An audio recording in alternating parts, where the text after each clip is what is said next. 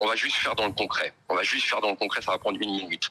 Légumes secs, plus 14%. Légumes en conserve, plus 15%. Légumes frais, plus 34%. Les œufs, 15%. Le beurre et la crème fraîche, 17%. Le papier toilette, 18%. L'huile de tournesol, 20%. Les pâtes, 21%. La viande surgelée, 29%. La viande de poulet, 100%. 2 € le litre de gasoil. Les factures d'énergie qui explosent. Voilà, c'est quoi aujourd'hui un gilet jaune? Quelqu'un qui ne peut pas joindre les deux bouts encore plus qu'hier. Est-ce que ça, c'est du concret? Parce que je pense que c'est ce qu'on voulait. Je ne sais pas si on entend. Deuxièmement, pourquoi aujourd'hui les gilets jaunes sont à la maison? La colère est toujours présente. Il faut juste qu'à un moment donné, le plateau comprenne. On s'est fait crever des yeux. C'est-à-dire que pour des délits d'opinion, parce qu'il y a une célèbre pub sur une autre chaîne qui dit pour délit d'opinion, parce qu'aujourd'hui, dans une démocratie qui s'appelle la France, on s'est fait crever des yeux parce qu'on a juste dit on en a marre de raquer, de ne pas pouvoir prendre les deux bouts. Voilà, j'ai pris juste 1 minute.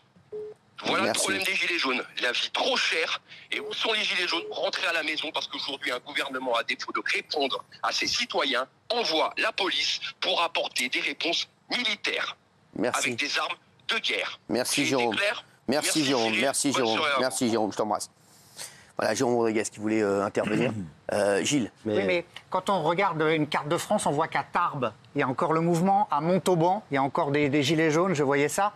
Et là, on a l'impression que vous, et je comprends tout à fait, au nom de la répression, vous avez souffert dans votre chair, je comprends, Jérôme aussi.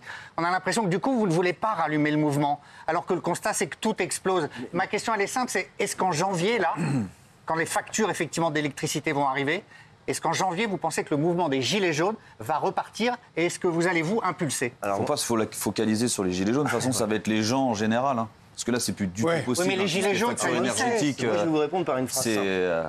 Ce qui a fait qu'il n'y avait pas assez de gens dans les rues, c'est justement parce qu'on a stigmatisé les Gilets jaunes.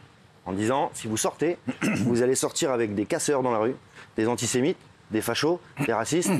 Et j'en passe. La liste, il manquerait plus que violeurs presque. Hein. Mais bon, la liste, elle est longue. Moi, je dis à toutes les personnes qui se sentent concernées par ce qui est en train de se passer, c'est-à-dire à peu près, à minima 11 millions de personnes, c'est quand même pas mal, mais je pense qu'il y en a beaucoup plus, hein, parce qu'il y a une classe médiane qui est en train de prendre cher.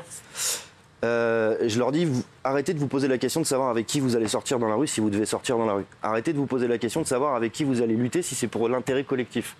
Parce que justement, le pouvoir médiatique a joué sur les divisions d'opinion et le divertissement pour que les gens ne se posent pas les bonnes questions.